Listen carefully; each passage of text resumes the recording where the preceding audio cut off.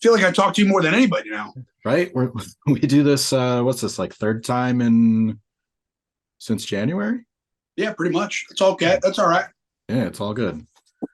So first and foremost, congratulations on the win. I think uh, confident. You said it wasn't 100%. Obviously, you had put over your opponent, but now that you're champion, how's it all going now that the match is out of the way? It's awesome. Now the hard, like I said, the night of that it happened, it's like the hard work starts now. Especially going into Under Siege with PCO and having my second challenger and beating Rhino already, and now going into PCO at Under Siege in his home area, or his home backyard, I should say, of London, Ontario, in a no DQ match. It's going, but it's getting there one at a time, stacking one body at a time. All right, not looking past him because I will get into PCO a little bit, but you said that it's sort of a mission to beat a bunch of former Impact World Champions. You have Rhino was the most recent, Rich Swann. If you look back, James Storm. Pick another former TNA Impact World Champion you'd like to get your hands on. Well, obviously, number one on my list right now is Josh Alexander once he is healthy. But from that, there's you got Alex Shelley, you got Chris Sabin, you got Eddie Edwards. We have the number one contenders match coming up at Under Siege 2 that I have my eyes on. And there's a lot of talent in that match, and there's the possibilities of multiple of those guys being in there with Shelley and Eddie. So I'm just, yeah, those are guys that are high up my list. But Josh is my number one just because that I think beating the guy that had to vacate a title and that I technically never beat for the Impact World title is something that I need to do. And I know people are going to hang that over my head for as long as they want to, but that's something that I want to do myself is beating Josh Alexander for the Impact World title. Does that put a chip on your shoulder, or do you see that as maybe people not giving you full credit because that wasn't the match, or is it just when it happens, it happens? No, it just puts a chip on my shoulder regardless, just because it could have been me and Kushida all along at Rebellion, because it was going to be Josh and Kushida at Multiverse. And it could have been Kushida beating Josh there. So we don't know. But things happen and people want to say what they want to say. And that's okay. I'm the Impact World Champion. They're not. That's why I stand here and well, I'm sitting here now, but that's why I am the Impact World Champion. And I'm going to always wrestle as if I have a chip on my shoulder, because I just, once you lose that, I think that's where you lose your edge in the game of trying to be better and to go out there and prove people wrong, and most of all prove myself right of what I am and who I am.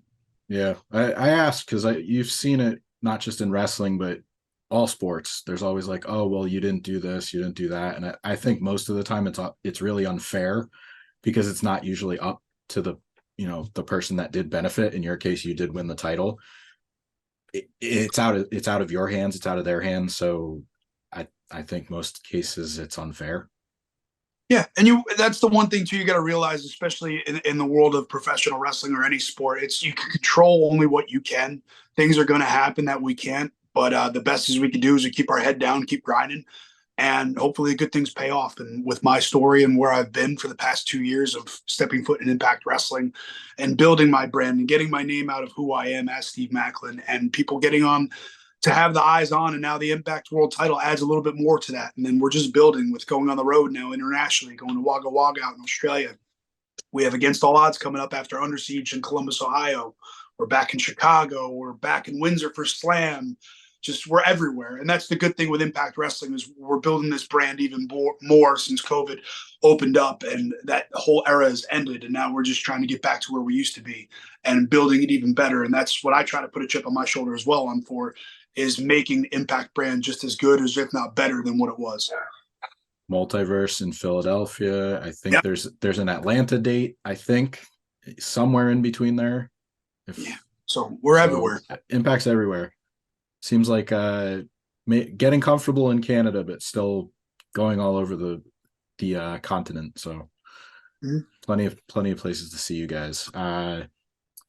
PCO, I said I wanted to get to. Obviously, he presents a big challenge. He's a former Ring of Honor world champion.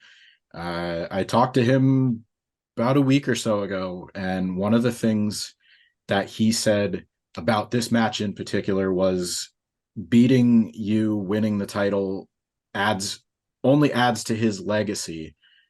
Uh, what do you think a win over him would do to your own legacy? I've already beaten him before, but now beating him as the Impact World Champion in London, Ontario, in his home country, and for it to be a no DQ match, it just adds another body to the pile, and it just keeps building my legacy, if you want to call it that. I just, again, try to take it a match at a time, but if we're going to build a legacy, it's just taking on the opponents that are put in front of me, of just beating Rhino, and now PCO. It's just beating all these guys that have been in this business, have this knowledge and this credibility behind them. And for what PCO has done with his career from where he was, I hope he doesn't steal my jacket at some point. But it's crazy to see how he reinvented himself, and then just grew into this entity. Because no matter where we go, PCO is always chanted. Fans love him, and they're attracted to him for this attraction that he is of being the perfect creation and this Frankenstein. So to work with a guy like him and to beat a guy like him, I'm sorry to say, it's not gonna be a good one on his end. For as much as he likes to put a toll on his body, I'm very adaptable to what I can do in the mat. And now just giving it a no DQ match just adds it to my wheelhouse. And I know Scott D'Amore doesn't want me to be the world champion, and he tries to say that that's not the case, but I feel that's the case.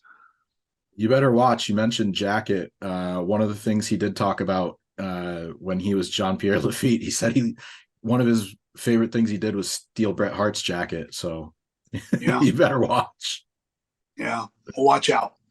Hopefully, somehow a spark plug doesn't get a little loose or a little tight, and it brings him back to being that guy. One of the other things I talked to him about was adding something to matches. He brought up an interesting idea, bringing electricity or lightning into a match somehow. He said, it kind of plays off that Frankenstein theme. Is there anything from your character or maybe your personal history you would like to add to a match? Depends on the situation. Obviously, I can't bring guns into a match. It just ends the whole thing. From being in the military and taking out a machine gun or a sniper rifle or actual M4, that would just change the game up completely, and it just doesn't become wrestling anymore. But I don't know. Like I said, I'm very adaptable, and if he would like to bring something like that into it, and we can make it work into a creative way, or if there's something, not a boot camp style of a match, but like taking aspects of the Marine Corps and I don't know, maybe like a sandpit match. I don't know what else you would do other than that. There's not many objects that, other than something that is a complete destruction and one shot, one kill type thing. So tag him and bag him. What about a body bag match? I mean, play on a casket match. It could be a body bag match. Could do I think body bag matches have been done before. That could work too. So you could make it your own though. Tag him, bag him. I haven't seen him in a while, so I want to say, didn't Sid do that? Or I'm getting my matches confused. When he was with Harvey Whippleman? I think so. I know the last somebody did. I'm getting confused. The last I've seen a body bag was Darby Allin. That's really it. Yeah.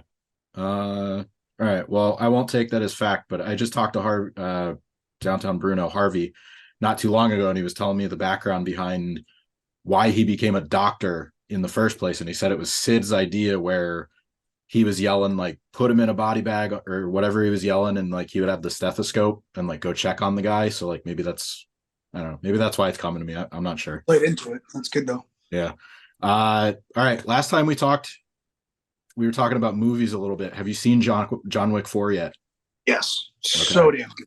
Okay. It was worth it, right? Yes. Okay. I cannot wait for how they're going to, again, go further down the road with that, with the series, and then however they bring. No, I'm not going to spoil it. All right. All right. But safe to say you think that there's going to be another movie in that franchise? Yes.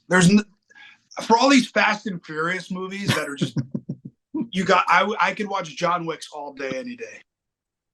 I don't know how they'll do it. And I'm pretty happy with how that one ended, but I'm pretty sure if they're like, oh wait, we're going to, like, you ever see Crank? Yes. Okay, so like if they wanted to go that route, like just we're gonna put like a battery in his heart, like something like that. It's Hollywood, and when they do things like that, it's like the Jason aspect of how many times can we bring Jason back, and again bringing it to PCO, How many times can PCO come back to life? It's the same aspect. PCO in space. we There's haven't the gone match. there. We haven't gone there yet. Space PCO in Force. space. Space Force. That's how we tie both of our realms together. Okay. Like Jason X, but Space Force. I think we're on to something here. Scott D'Amore is going to be pissed about the budget to make it happen, but we'll make it happen. All right, sticking with movies. This one, Wrestling Revolver has an event, The Ring of Destiny, coming up. It's clearly an Indiana Jones theme, a tribute to that, the new movie coming up. But are you an Indiana Jones fan? I am, yes. Okay. I'm very much looking forward to it. I'm trying to stay away from the reviews because people are burying it, which I'm just like, whatever. I'll wait until I see it myself. I still love, what is it? Kingdom of the Crystal Skull. Yeah. I thought it was good, except for the ending. That was just like, eh.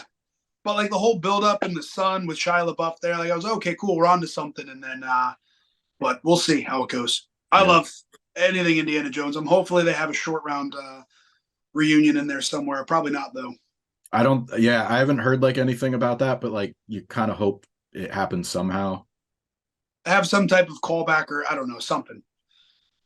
So speaking specifically about that event, you're the Wrestling Revolver champion. What's it like, just getting another chance to get your name out there? Obviously, you have one spotlight as Impact World Champion, but getting a chance to travel the country in a specific market, Wrestling Revolver really has the Ohio, like the Midwest sort of cornered. What's it like getting a chance to sort of build your profile in that respect too?